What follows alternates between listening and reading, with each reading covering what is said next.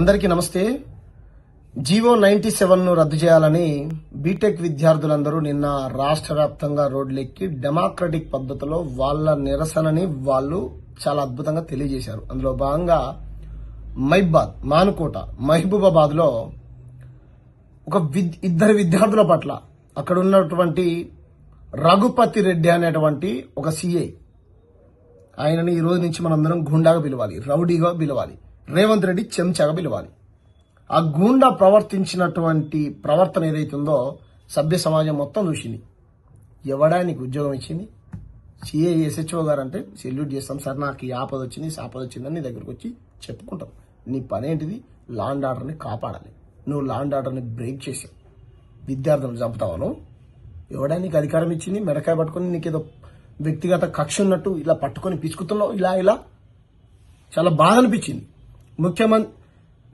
ముఖ్యమంత్రి నీ పని ఉంటుందావు, ముట్టడికి వస్తాం. నీ విద్యార్థులందరూ నీ ఇంటి ముట్టడికి వస్తాం. ఏం తమాషాలు చేస్తున్నావా? చూడండి, తెలంగాణ ప్రజలారా మొత్తం చూడాలి, తెలంగాణ ప్రజలందరూ చూడాలి. ఎస్ఎఫ్ఐ విద్యార్థులు ఏముంటాయి, వాళ్ళకేం రాజకీయాలు ఉంటాయి? 18-19 సంవత్సరాల నూనుగు మీసాల పిల్లలకు ఏం రాజకీయాలు ఉంటాయి? వాళ్ళకి ఏం ఎజెండాలు ఉంటాయి? నువ్వు తీసుకొచ్చిన వాళ్ళు నచ్చలే పోజ్ చేస్తున్నారు, తప్పే ఉంది. అది వాళ్ళ డెమోక్రటిక్ హక్కు. ఎవడి నువ్వు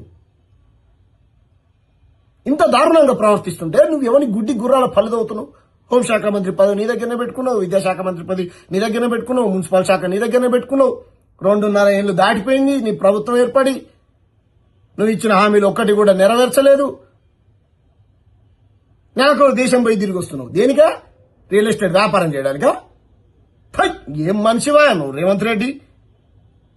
అయిపోయింది. సామాజిక న్యాయంగా నువ్వు గుండాలా ప్రవర్తిస్తున్నావు. నువ్వు ఆయన ఫ్యామిలీ జస్టిస్ చేస్తే ఈయనంట సోషల్ జస్టిస్ చేసినట్టు. ఏం సోషల్ జస్టిస్? ముఖ్యమంత్రి రేవంత్ రెడ్డి, డీజీపీ రెడ్డి గారు, అక్కడ ఉన్న సిఐ రెడ్డి గారు, ఎస్ఐ గారు రెడ్డి గారు, కమిషనర్స్ రెడ్డిలు. ఇదా సామాజిక న్యాయం? నేను రెడ్లకు వ్యతిరేకం కాదు, ఇది సామాజిక న్యాయమా? రేవంత్ గౌడ్ కదా నువ్వు, రెడ్డి ఎప్పుడైనావు?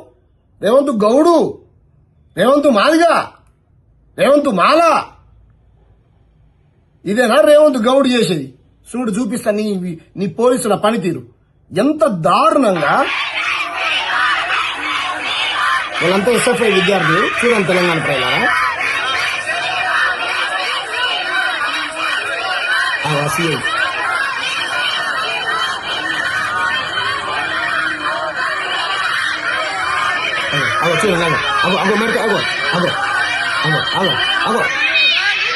నీకేం పర్సనల్ ఇట్లా పట్టుకొని ఆయన పర్సనల్ పిసుకుతున్నాడండి. 18-19 సంవత్సరాల పిల్లలు వాళ్ళు. ఏమన్నా అయి ఉంటే, చచ్చిపోయి ఉంటే? ఎవడా నీకు ఉద్యోగం ఇచ్చింది? నువ్వేం చదువుకున్నావు? చదువుకొని ఉద్యోగంలో జాయిన్ అయినావా? నువ్వు తోకుందని నిన్ను రేవంత్ రెడ్డి రిక్రూట్ చేసుకుని అడేశాడా? ఎవరు నీకు ఉద్యోగం ఇచ్చింది? ఇది అయిపోయిందా? ఇంకో పిల్లవాడిని కూడా ఏ విధంగా చూడండి.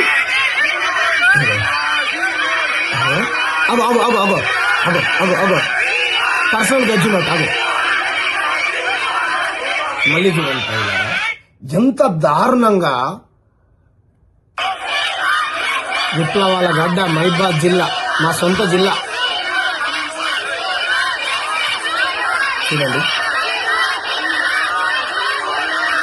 తీసుకుంటాడు ఇప్పుడు. అరే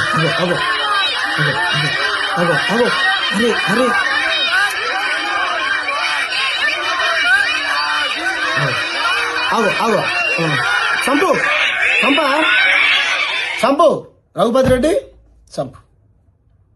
ఇదానే ఈ రాష్ట్రంలో మేధావులు ఉన్నారా? సచ్చిర్రా? ఈ రాష్ట్రంలో మేధావులు అని చెప్పబడేటువంటి వాళ్ళు ఉన్నారా? సచ్చిర్రా? మీ కళ్ళ కనిపిస్తలే? కంట్లో ఏమైనా కాకులు పొడిచినాయా? వినిపిస్తలే వాళ్ళ గోడు? మీ చెవులలో ఏమైనా సీసం పోసుకున్నారా? మేధావులు, రచయితలు, పెద్ద పెద్ద కవులు, సంఘ పరివర్తకులు యాడిగిపోయారు, ఏడబన్నారు. ఒక ధోరణి, ఒక వర్గం ఒక మేధావి వర్గం జోకితే ఒక ధోరణి ఇంకో మేధావి వర్గం జోకాలి. ఈ మేధావుల పరిస్థితి ఇది. ఇప్పుడు పెద్దవాళ్ళైతే, ఇప్పుడు పెద్ద పెద్ద యూనివర్సిటీస్లలో ఉద్యమాలు చేసే వాళ్ళకైతే రాజకీయ ఎజెండాలు ఉంటాయి అనుకుందాం. తర్వాత వాళ్ళు పోయి బీఆర్ఎస్ లోనో కాంగ్రెస్ లోనో బీజేపీలోనో జాయిన్ అయ్యి ఎమ్మెల్యే టికెట్ల కోసం ఎంపీ టికెట్ల కోసం ఆశపడతారు అని వచ్చే ఒక నానుడు ఉన్నది. పక్కన పెడతాం. వీళ్ళకేమున్నది? 18-19 సంవత్సరాల పిల్లలు. ఏడున్నావు రేవంత్ రెడ్డి?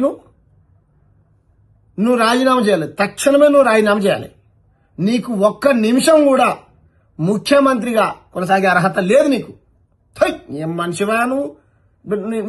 నేను ఇదే రఘుపతి రెడ్డిని అడుగుతున్నా. ఈ రేవంత్ రెడ్డిని పోయి గల్లా పట్టుకొని అడుగుతావానే?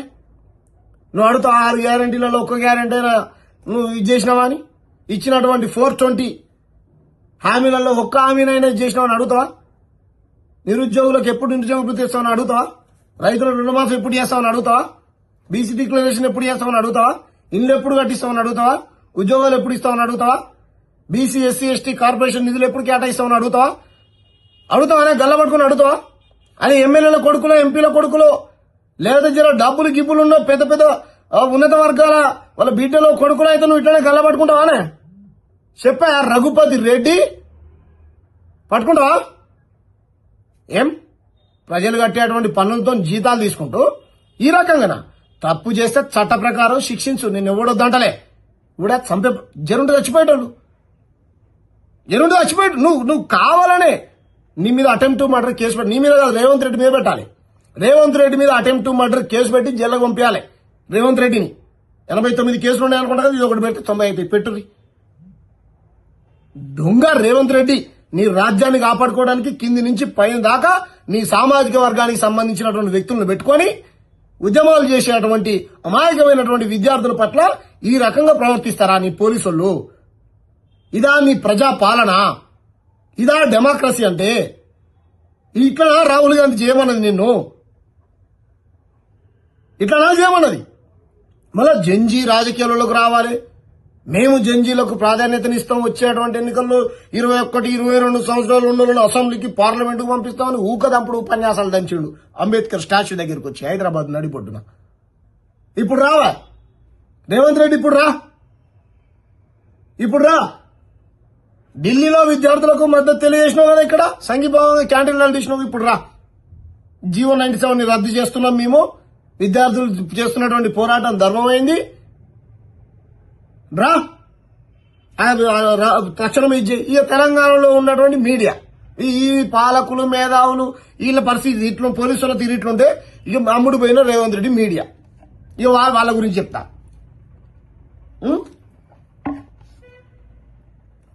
ఆయన ఎవరో ఏం పేరు యూట్యూబరో ఏమో, వాళ్ళిద్దరు ఎవరో ఆడలు మొగోళ్ళు. వాళ్ళకి ఇష్టం ఉందో ఏముందో కింద మీద వాడడం వల్ల అయిపోయింది. అది వాళ్ళ పర్సనల్. ఆమెకు తెలిసో తెలియక సోషల్ మీడియాలో పెట్టింది. అది వైరల్ అయింది. ఇది అదేగా ఉత్తా చేతుల అటో గబ్బ అటో బేడి ఇటో బేడి. ఏంద్రా మీకేం పని లేదా? అది వాళ్ళ పర్సనల్ పంచాయతీ. అది పెద్ద రాష్ట్ర సమస్యనా? అది బోకొచ్చేదా కూరకొచ్చేదా? వాళ్ళు నచ్చింది కింద మీద పడరు, నచ్చలేకపోతే విడిపోతారు. వ్యవస్థలు ఉన్నాయి. పోలీస్ స్టేషన్ పోతారు, కంప్లైంట్ పెట్టుకుంటారు. నా మూడు నాకు అన్యాయం చేసిన భార్య పోతుంది, లేదు నా పిల్లలు నా నచ్చట్లని మొగుడు పోతాడు. ఒకళ్ళు నచ్చితే కలిసి ఉంటారు, నచ్చకపోతే విడిపోతారు. ఒక అమ్మాయి జీవితాన్ని ఆగం చేసి భర్త జీవితాన్ని ఏందిరా మీరు? ఆమె ఏదో కోపంలో పెట్టింది అనుకుందాం వాళ్ళ భార్య. మీకేం పని లేదు. ఇక విద్యార్థుల్ని పోలీస్ అయినా మెడకాయ పట్టుకుని చంపేటువంటి ప్రయత్నం చేస్తే ఆ న్యూస్ అంతా రాష్ట్ర వ్యాప్తంగా సంచలనం అవుతుంటే మీకు అది కనపడదు. వాడు కూడా కింద పడ్డాడు, మీద పడ్డాడు. ఈ వీడియో ఆ వీడియో తీసుకొచ్చి పనికి మాలిన చెత్త అంతా ప్రచారం చేసుకుంటూ రాత్రలు రాసుకుంటూ ఈ వీడియోలు తీసుకుంటూ మీరు ఆనందపడతా ఉన్నారు. ఏం ఏం ఏం ఏం మనుషులు రా నాయన మీరు? నాకు అర్థం కాదు. మళ్ళీ మీకు ఒక్కొక్కనికి 40,000 50,000 సబ్స్క్రైబర్స్, దానికి మళ్ళా థంబ్నెయిల్ చేయడము రకరకాలు. ఏం మనుషులు రా నాయన మీరు? అదే ప్రజా సమస్యనా అది? ఈ రకంగా ఉంటే ఇక డ్రగ్స్ ను కట్టడి చేయడంలో ముఖ్యమంత్రి utter flop fail. 10th class పిల్లడు నెలగొండలో దేవరకొండలో అనుకుంటా టీచర్ని చంపేశాడు కత్తులతో. 27 పోట్లు పడిచి చంపిండు. ఎందుకు చంపిండు అంటే వానికి మద్యం అలవాటు ఉన్నది, వాడికి సిగరెట్ మందు తాగేటువంటి అలవాటు ఉన్నది. ఇప్పటి నేను ఎప్పుడైనా నువ్వు కళ్ళుబడి తాగినా కానీ మా అమ్మకు భయపడతా నేను, ఏడ పసి కడుతుందని. ఏవో అట్లా అట్లా పెరిగినాం మేము, అట్లా చదువుకున్నాం మేము గవర్నమెంట్ స్కూళ్ళల్లో. ఇప్పుడున్నటువంటి విద్యార్థులకు నువ్వేమన్నా కౌన్సిలింగ్ లాంటి క్లాసులు ఇప్పిస్తున్నావా? ఇట్లా ఉండాలి అట్లా ఉండాలి జెన్జీకి లేదు. నీ ఇంటెలిజెన్స్ పోరాటం చేసేటువంటి సామాజిక ఉద్యమకారులు ఏం చేస్తున్నారని ఫోన్లు వినడము, వాళ్ళు ఏడ తిరుగుతున్నారని వాళ్ళ లొకేషన్ ట్రాప్ చేయడము తప్ప నువ్వు ఇటువంటి డ్రగ్స్ ని కట్టడి చేస్తా, వాడు చిన్నోడు తాగుతుండా పెద్దోడు తాగుతుండా, ఏడ ఏ పంచాయతీ అవుతుంది, ఏం నీ మొత్తం ఫెయిల్. తెలంగాణలో లాంటి రాడు ఫెయిల్ అయిపోయింది. రేవంత్ రెడ్డి ఎంత తొందర దిగిపోతే అంత మంచిది ఈ రాష్ట్రానికి. ఒక దరిద్రుడు నువ్వు అన్నావు కదా, ఆ పిచ్చోడు ఊళ్ళో పిచ్చోడు వస్తే చించెట్టు కట్టేసి కొడతారు ఊళ్ళో పెద్దమంటారు, నువ్వు వస్తే చించెత్తు కట్టేసి కొడతారు నేను ఊళ్ళో విద్యార్థుల తల్లిదండ్రులు విద్యార్థులు. చాలా మంది విద్యార్థులు మంచిగా ఉన్నారు, నీ పాలన వచ్చిన తర్వాతనే ఇట్లా తయారవుతారు. కాబట్టి ఈ రకంగా విద్యా వ్యవస్థ నాశనం చేసి శ్రీ చైతన్య, నారాయణ, భాష్యం, గీష్యం వాడు మొత్తం లక్షల కోట్ల రూపాయలు వాడు విద్యను వ్యాపారంగా చేసి అమ్ముకుంటుంటే వాడి మీద చర్యలు తీసుకోవు. విద్యార్థులు పోరాటం చేస్తూ ఉంటే వాళ్ళ పోరాటాన్ని అణిచివేస్తావు, వాళ్ళని చంపించేటువంటి ప్రయత్నం చేపిస్తావు నీ పోలీసులతోని. ఏందా నీ పాలన, దరిద్రమైనటువంటి పాలన. కాబట్టి మేధావులు మాట్లాడాలి, ప్రతి పార్టీ ఖండించాలి. రాజకీయాలకు అతీతంగా విద్యార్థుల పట్ల జరిగినటువంటి ఈ అమానుషమైనటువంటి దాడి ఏదైతే ఉందో, చంపేటువంటి ప్రయత్నం చేశారు. ఇది అటెంప్ట్ మర్డర్, ఇది ప్రభుత్వం చంపబోయింది. బీటెక్ విద్యార్థులని ప్రభుత్వం చంపబోయింది. స్పష్టంగా వీడియోలు కనపడ్డాయి. కాబట్టి ఆ రఘుపతి రెడ్డి ఆయన మీద చర్యలు తీసుకోవాలి, రేవంత్ రెడ్డి మీద కేసులు బుక్ చేయాలి. నిజంగా ఈ రాష్ట్రంలో లా అండ్ ఆర్డర్ కనుక ఉంటే అప్పుడే ప్రజలకు పోలీస్ వ్యవస్థ పట్ల నమ్మకం ఉంటుంది. డీజీపీ గారు ఆనంద్ రెడ్డి సార్, మిమ్మల్ని అయితే మేము అట్లా చూడం. మీరంటే మాకు గౌరవం ఉన్నది, చేయండి సార్. ఆయన సస్పెండ్ చేస్తారా ఇంకేం చేస్తారో చేయండి. మేము చాలా డెమోక్రటిక్ గా ఉంటాం సార్. ఇంత దుర్మార్గమా ఆ రేవంత్ రెడ్డిని లోపటేది?